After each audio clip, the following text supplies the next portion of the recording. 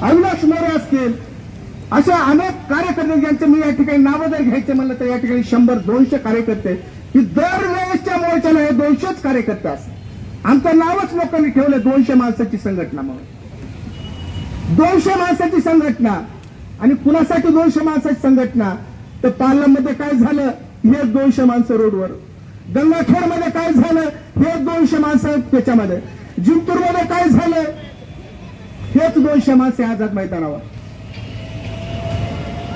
5 जरी माणसं आले मागायचे, या जिल्ह्यातले जेवढे गावं आहेत, एका गावातून 5 माणसं जरी साखर कारखान्यावरच्या जर झोपड्या बघितल्या तुम्ही, की एक झोपडी जर पेटली तर ते जळत पूर्ण शेवटच्या झोपडीपर्यंत जातं. आमच्याकडे कसं आहे की बाजूची झोपडी बनपट्टे साहेबांची पेटलेली आहे.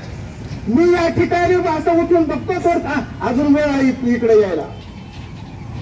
त्याच्या बाजूला बसलेले गोरे साहेबाची पेटायली, त्याच्या बाजूला बसलेले लक्ष्मण अण्णाची पेटायली, त्याच्या बाजूला गवारे साहेबाची पेटायली, अशोकरावची पेटायली, दादाची पेटायली, माझी पेटायली, अशी अविनाशराव सोबत खंडागळे साहेबासोबत शिवापर्यंत जाईपर्यंत आमची झोप जायला तयार.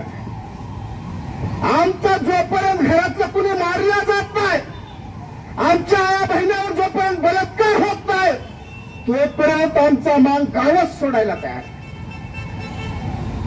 बलात्कार तरी झाला पाहिजे. आणि मग शहरातल्या मांगायला फोन करून म्हणायचं की माझ्या असा बलात्कार झालेला आहे, खून झालेला आहे, आमचे हातपाय तोडलेले आहेत, आम्हाला गाववाल्याने बांधून मारलेला आहे. परंतु त्याला जर विचारलं की बाबा रे तू एका गाववाल्यानं हातपाय बांधून मारले, आतापर्यंत एखाद्या मोर्चामध्ये तू कधी आम्हाला दिसला नाहीस. तू जर मोर्चामध्ये दिसला असतास तर गाववाल्याला माहित असतं की ह्या जरी गावात मांगाचे 3 घर असले तर हे प्रत्येक मोर्चाला जात आहे आणि ह्याला सगळे नेते ओळखतात. ही त्या माणसाची दहशत असते गावामध्ये. आणि मग तुमच्या गावात एक जरी घर असलं तर त्या घराची दहशत असते. कारण गावाला माहित असतं की ह्या ज्या अर्थी मोर्चाला जातो, ज्या अर्थी आंदोलनाला जातो, त्या अर्थी याला बाबासाहेब आंबेडकरांची घटना माहित आहे आणि बाबासाहेब आंबेडकरांनी दिलेले अधिकार माहित आहेत, म्हणून हा मोर्चाला जातो. त्याच्या घराला हात लावण्याची हिंमत होत नाही. आणि जर हात लावला तर पूर्ण महाराष्ट्र त्या गावामध्ये त्या ठिकाणी जात असतो आणि त्याला साथ देतात. आमचा माणूसच यायला तयार. कधीही म्हणलं की येतोस का बाबा, तुला नाही साहेब काम घेतलेलं होतं, सोयाबीन काढायला घेतलेलं होतं. तर काय 5-50 कोटी रुपये बी कमवून ठेवलेलं नाही किंवा रात्रंदिवस काम आमचा माणूस करू लागलेला आहे. म्हणून आहेत का 5-50 कोटी रुपये एखाद्या मांगाच्या घरामध्ये की साहेब मी दरदिवस काम करतो? आम्हाला माहित आहे, आम्हाला जाणीव आहे की आमचा हातावरचा पोट आहे. आम्ही ज्यावेळेस काम करू त्यावेळेस आमची चूल पेटते याची आम्हाला जाणीव आहे. परंतु दोस्त हो, पोटापेक्षा तुम्हाला आत्मसन्मान तेवढाच महत्वाचा. जे कुठल्या मोर्चामध्ये दिसणार नाही त्यांना जर समजा कुणी हाणत नसेल तर आपण सांगितलं पाहिजे की पाटील तो जो तुमच्या गावात जो माल आहे ना त्याला 2 काट्या घाला तुम्ही म्हणून. कारण त्याला कुणी मेलेलं बी त्याला देणं घेणं नको, कुणावर बलात्कार झाला तरी यायला तयार नाही, कुठं फूल पडलं तरी यायला तयार नाही. आणि म्हणून जे काय घरबसे माग आहेत, जे गाव सोडायला तयार नाहीत, त्याला जर कुणी मारत नसेल त्याला 2 काट्या घालण्याची व्यवस्था यानंतरच्या काळामध्ये करावं लागेल. तरच कुठेतरी तुमची या ठिकाणी भीती निर्माण होईल. की मांगाचा मोर्चा म्हणल्याच्या नंतर एसपीला घाम सुटला पाहिजे.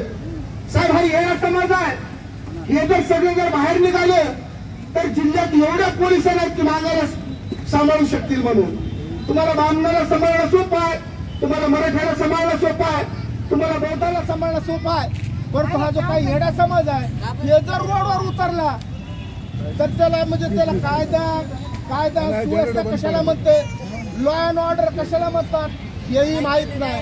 आमच्या वाड वडील हे जंगलात राहणारे माणसं आहेत. आमचा जो काही माणूस आहे, आमचा समाज आहे जंगलात आदिवासी सारखा राहणारा समाज आहे.